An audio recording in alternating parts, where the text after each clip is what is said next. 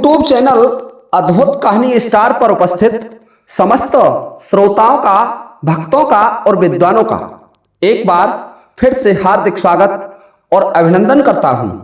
देखिए श्रोताओं, आपकी बहुत समय से मांग थी कि गुरुजी आला खंड अर्थात आला उदल की संपूर्ण कहानी सुनाने की कृपा करें।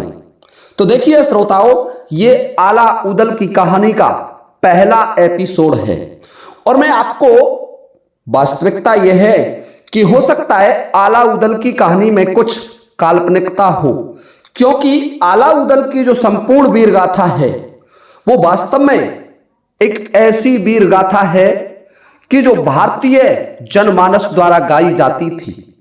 किंवदंतियां और गाने वाले गायक कलाकारों द्वारा उसे संकलित किया गया और उसी पर आधारित ये एपिसोड मैं आपकी सेवा में प्रकाशित करूंगा। हो सकता है कुछ ऐतिहासिक मतभेद भी हो सकते हैं, क्योंकि इतिहास में कुछ चीजें ऐसी हैं जो आला खंड से मेल नहीं खाती हैं, परंतु फिर भी मैं आपको पूर्णतः शुद्ध सुनाने की कोशिश करूंगा और ऐतिहासिक पृष्ठभूमि को भी सम्मिलित करते हुए चलूंगा। तो मैं आपको बताना चाहूंगा सबसे पहले कि आला खंड वास्तव में क्या है। आला खंड चंदेल वंशी राजाओं के दो सेनापति थे, आला और उदल। उनकी वीरताओं का वर्णन है और आपको मैं याद दिलाना चाहूंगा कि मैंने दो वीडियो बहुत पहले बनाए थे और उन दो वीडियोस को आप जाकर के देख सकते हैं। पहला वीडियो है कि द्रौपदी भीम को क्यों मारना चाहती थी और दूसरा वीडियो मैंने बनाया था उसी का भाग 2 कि द्रौपदी पांडवों को क्यों मारना चाहती थी।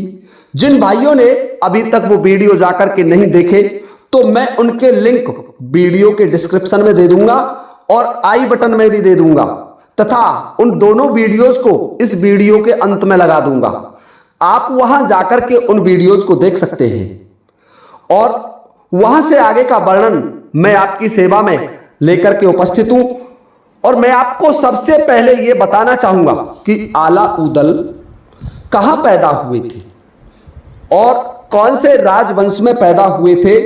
तो आला उदल के बारे में कहा जाता है आला उदल 2 बुंदेलखंडी योद्धा थे और चंदेल वंशी राजा परमाल या परमार्दी देव के सेनापति थे, प्रधान सेनापति थे। और यहां तक कहूंगा कि आला तो मांडलिक राजा थे। ये राजाओं के प्रकार होते हैं, उनको भी मैं आपको अलग से बताऊंगा कि आला मांडलिक राजा थे।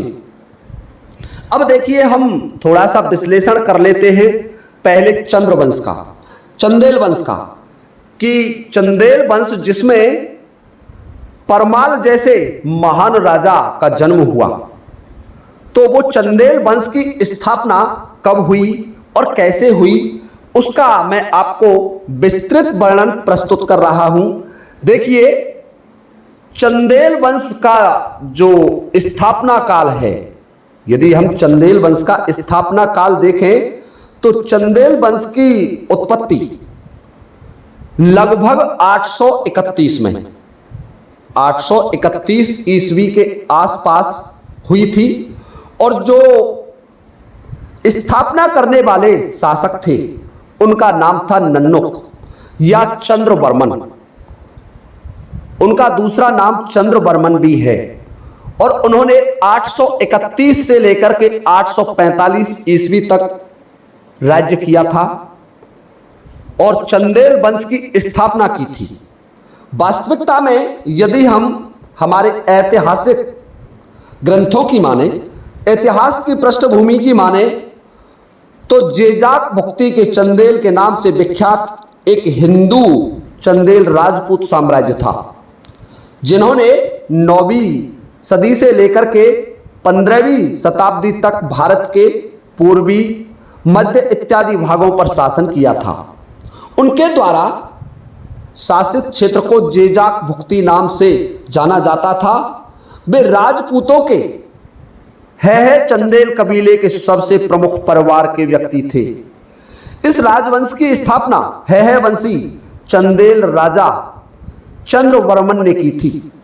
चंदेल वंश की राजधानी महोबा थी तथा जो सैनिक राजधानी थी वो कालिंजर थी। यदि वास्तविकता में हम चंदेल राजाओं की उत्पत्ति को देखें तो खजुराहो वास्तु राजधानी थी उनकी, एमपी में पड़ती है। महोबा राजस्व राजधानी थी और कालिंजर सैन्य राजधानी थी। उनकी भाषा संस्कृत थी और उनका धर्म हिंदू था और उच्च कुलीन चंद्रवंशी क्षत्रिय थे। उनका जो प्रथम चक्रवर्ती सम्राट था चंद्रवर्मन था, जिसका नाम मैंने आपको नन्नुक बताया, जिसने 831 में चंदेल वंश की स्थापना की थी। और उनका जो अंतिम सम्राट था, महोबा पर सम्राट हुए हैं, ये भी आपको बताना चाहूंगा। यानी दिल्ली पर और महोबा पर सम्राट होते थे। तो अंतिम जो सम्राट था उनका, उसका नाम था परमार्दी देव या परमाल, जिसके शासनकाल में 2 परमवीर योद्धा आला और उदल का जन्म हुआ था। उसी पर हम आगे टिप्पणी करेंगे। अब मैं आपको थोड़ा सा इसका वंश बताना चाहूंगा कि वास्तविकता में यदि हम देखें इनकी उत्पत्ति, तो उत्पत्ति की बात करूं तो कुछ विद्वानों ने चंदेल वंश की उत्पत्ति यादव वंश की वृषणी शाखा से बताई है, जो कि चंद्र वंश की मुख्य शाखा है। कुमायूं के शिलालेख के अनुसार, कुमायूं गढ़वाल, यहां एक शिलालेख मिला और उस शिलालेख के अनुसार चंदेल चंद्रवंश की मुख्य शाखा है तथा वृषणी वंश का परिवर्तित नाम भी है। 9वीं ईस्वी के खजुराहो शिलालेख के अनुसार चंदेल राजा धनंग का जन्म यदुवंश के राजपूतों की मुख्य शाखा वृषणी कुल में हुआ था। कुछ विद्वानों ने यह भी कहा है, जैसे शशि वंश विनोद और बिलासपुर का शिलालेख, बिलासपुर भी एमपी में है और उसका एक शिलालेख है। और चंद्र भास्कर के अनुसार, ये एक इतिहासकार थे, इनके अनुसार राजा चंद्रवर्मन शिशुपाल, आपने सुना होगा, शिशुपाल रुक्मणी के भाई थे, राजा भीष्मक के पुत्र थे और भगवान श्री कृष्ण की बुआ के लड़के थे। और कहना चाहूंगा कि भगवान श्री हरि विष्णु के द्वारपाल, जय और विजय के अवतार थे शिशुपाल और दंतवक्र, जो पहले जन्म में हिरण्याक्ष बना, दूसरे जन्म में रावण बना और तीसरे जन्म में शिशुपाल बना था। और उस शिशुपाल की 98वीं पीढ़ी के बाद चंदेरी के राजा बने हरिहर वर्मन चंदेल, जो कि इस चंदेल वंश के सबसे प्रमुख राजा भी थे। देखिए श्रोताओं, कुछ विद्वान इन्हें महिष्मती या महिष्मान के वंशज भी मानते हैं, परंतु कुछ विशेष इतिहासकार जैसे सीवी वैद, सीएस ओझा जैसे इतिहासकार चंदेल राजपूतों को शुद्ध और उच्च कुल का क्षत्रिय मानते हैं, उच्च कुलीन चंद्रवंशी क्षत्रिय मानते हैं।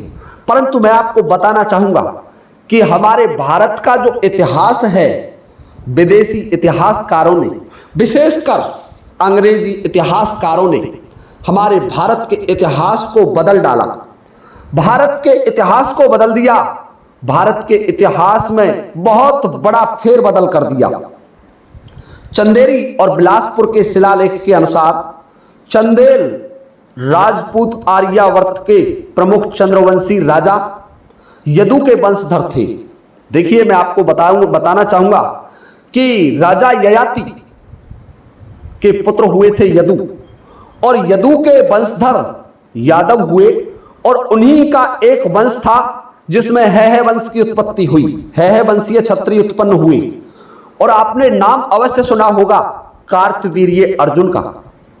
कार्तवीर्य अर्जुन वही था जिसने महर्षि जमदग्नि की हत्या कर दी थी, और उसके विरोध में ब्राह्मण वंश में अवतार हुए परशुराम ने है वंश की 21 पीढ़ियों तक संहार किया था उनका।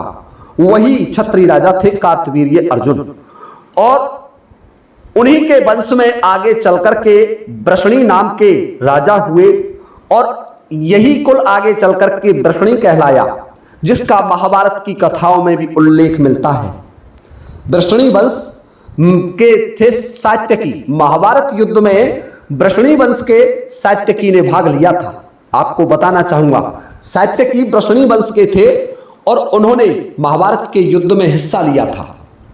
देखिए श्रोताओं, सात्यकी भी बड़े ही धर्मात्मा थे, ईश्वर भक्त थे और अर्जुन के समान और भगवान श्री कृष्ण के समान ही योद्धा थे। उन्हीं के वंश में उल्लेख मिलता है राजा धनंग के शिलालेख से, जो कि चंद्रवर्मन के बाद वाले राजा थे। उन्होंने उल्लेख किया, वृषणी वंश में भगवान विष्णु के द्वारपाल जय स्वयं शिशुपाल हुए और शिशुपाल के पुत्र हुए थे दृष्टकेतु, और उसी से चला आया है चंदेल वंश। ये चंदेल वंश की स्थापना कुछ इतिहासकार तो शिशुपाल को ही चंदेल नगरी का राजा या चंदेल राजा लिखते हैं। चंदेल राजवंश के पुरालेख और अभिलेखों के साथ साथ समकालीन कुछ ग्रंथ भी हैं। मैं आपको कुछ ग्रंथों के नाम भी बताना चाहूंगा जो इतिहास में अपनी बहुत बड़ी भूमिका निभाते हैं। उनमें बलभद्र विलास और प्रबोध चंद्रोदय से पता चलता है कि चंदेल पौराणिक चंद्र राजवंश से थे। 1188 ईस्वी में लिखी समकालीन ग्रंथ परमाल रासो चंदेलों को एक उच्च क्रम के क्षत्रिय के रूप में संदर्भित करती है। प्रबोध चंद्रोदय और परमाल रासो ने चंदेल राजपूतों को क्षत्रिय जाति के सच्चे प्रतिनिधि के रूप में उल्लेखित किया है। उसके अनुसार चंदेल उच्च कोटि के क्षत्रिय और यादवों की मुख्य शाखा के क्षत्रिय थे और स्वयं वृषणी वंश में जो चंद्रमा के वंशज थे और उनके गोत्र चंद्रात्रेय थे। देखिए श्रोताओं, इस तरीके से चंद्रवंश का उदय हुआ, चंदेल वंश का उदय हुआ। और चंदेल वंश की और भी बात करें तो पृथ्वीराज चौहान के दरबारी कवि चंद्रवरदाई द्वारा लिखित एक पुस्तक है और उस पुस्तक के महोबा खंड में भी इनका वर्णन मिलता है। अलग अलग इतिहासकार इनकी अलग अलग उत्पत्ति मानते हैं, परंतु ये चंदेल वंशी क्षत्रिय बुंदेलखंडी क्षेत्र के राजा थे। महोबा के शिलालेख में जो चंद्रवर्मन था, चंद्रवर्मन उसे गोविंद वर्मन का पुत्र एवं भोजाम का पुत्र भी लिखा गया है। चंद्रवर्मन ने उत्तराधिकार में जो चंद्रवर्धन या नन्नुक थे, उन्होंने लगातार कई युद्ध किए। जो उनका संस्थापक था चंदेल वंश का, उन्होंने लगातार कई युद्ध किए। उसने कालिंजर का विशाल किला बनवाया। माता के कहने पर चंद्रवर्मन ने खजुराहो में तालाब उद्यानों से आच्छादित 85 अद्वितीय स्वर्ण मंदिरों का निर्माण भी करवाया था। आप जानते हैं कि खजुराहो मंदिरों के लिए प्रसिद्ध भूमि है और अपनी ब्रह्म क्षत्रिय स्थिति को जारी रखने के लिए राजा चंद्रवर्मन ने ब्रह्म यज्ञ का आयोजन भी किया था। चंद्रवर्मन और उनके उत्तराधिकारियों ने खजुराहो में कई मंदिरों का निर्माण करवाया। चंद्रवर्मन ने अपने प्रभुत्व को बेतवा से लेकर के नर्मदा के बीच तक विंध्याचल क्षेत्र में 35 भव्य किलों का निर्माण करवाया था। इतिहास में एक नाम मिलता है महाराणा कुंभा, आपने सुना होगा। उन्होंने भी 36 किलों का निर्माण करवाया था, परंतु चंद्रवर्मन ने भी 35 भव्य किले बनवाए। चंदेल शिलालेख के अनुसार, देखिए मैं बात अभी से आलाखंड की नहीं कर रहा हूं। आलाखंड में तो केवल आला उदल के युद्धों का वर्णन है, परंतु मैं उनके वंश का वर्णन कर रहा हूं।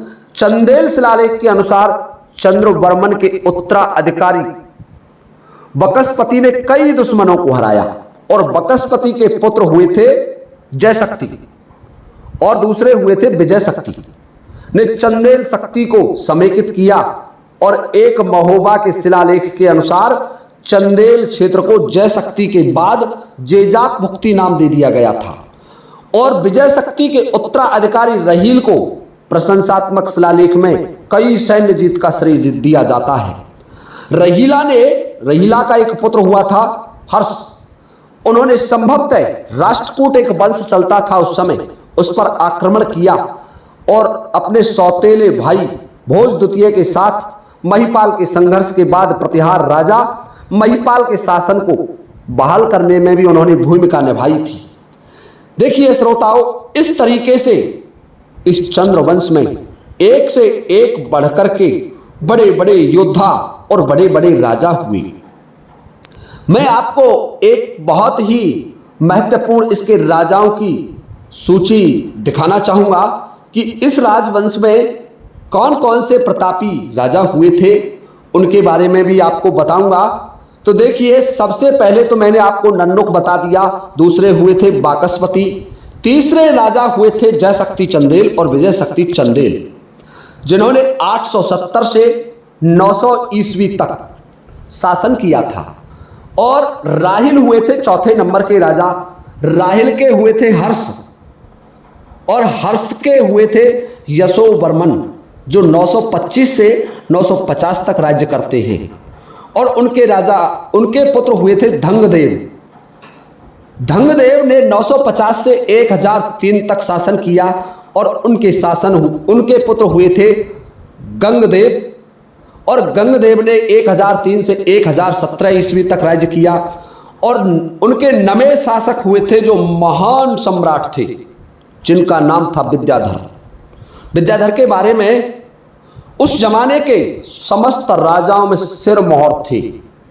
विद्याधर के बारे में कई शिलालेखों से ज्ञात हुआ है कि विद्याधर एकमात्र ऐसे भारतीय सम्राट थे कि विद्याधर ने महमूद गजनवी ने जब भारत पर आक्रमण किया था तो महमूद गजनवी को पराजित किया और महमूद गजनवी को विद्याधर से डर के वजह से संधि करनी पड़ी। और विद्याधर के डर के कारण महमूद गजनवी घबरा गया और अपने जीते हुए 35 किले विद्याधर को सौंप दिए थे। देखिए श्रोताओ, इसी चंदेल वंश में महान सम्राट हुए थे। सबसे इस वंश के परम प्रतापी और महान सम्राट थे चंदेल वंशी राजा विद्याधर।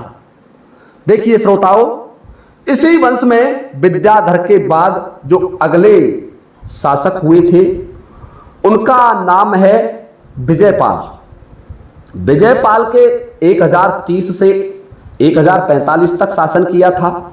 उनके हुए थे देववर्मन, और देववर्मन ने 1050 से 1060 तक शासन किया था। और फिर हुए थे कीर्तिवर्मन, और कीर्तिवर्मन ने 1060 से 1100 ईस्वी तक राज्य किया था। उनके हुए थे सलक्षण वर्मन, जिन्होंने 1100 से लेकर के 1115 तक राज्य किया। और उनके हुए थे जयवर्मन।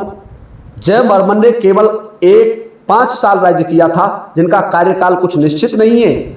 और उनके पृथ्वीवर्मन, उनके बाद पृथ्वीवर्मन ने 1120 से 1129 तक राज्य किया था। और उनके हुए थे मदन वर्मन, जिन्होंने 1129 से 1162 तक राज्य किया था।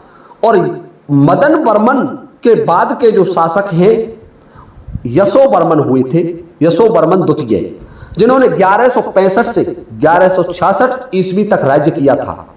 और यशोवर्मन द्वितीय के यहां हुआ था महान चंदेल राजा, जो अंतिम सम्राट भी थे, जिनका नाम परमाल या परमार्दी देव कहा जाता है, जिनके यहां आला उदल जैसे महान पराक्रमी सेनापति हुए थे। उन्होंने 1166 से 1203 ईस्वी तक राज्य किया था। और इसी 1166 से 1103 ईस्वी के कार्यकाल में महान पराक्रमी और परम योद्धा, जिन्होंने बामन गढ़ों को जीत लिया, बामन गढ़ों के राजाओं को पराजित कर दिया, यहां तक कि दिल्ली सम्राट पृथ्वीराज चौहान को भी कई बार पराजित किया था, ऐसा वर्णन मिलता है। और उन्हीं की गाथा को आलाखंड नाम से जाना जाता है। देखिए श्रोताओ, यहां से आगे का वर्णन मैं आपको अगले वीडियो में लेकर के उपस्थित हो जाऊंगा। ये आला उदल की कहानी का पहला एपिसोड मैंने आपकी सेवा में प्रसारित किया। यदि आपको ये वीडियो अच्छा लगे तो कृपया वीडियो को लाइक जरूर करें। श्रोताओं, अब आपसे लेता हूं इस वीडियो को विराम देने की अनुमति। इसी के साथ जय हिंद, जय भारत।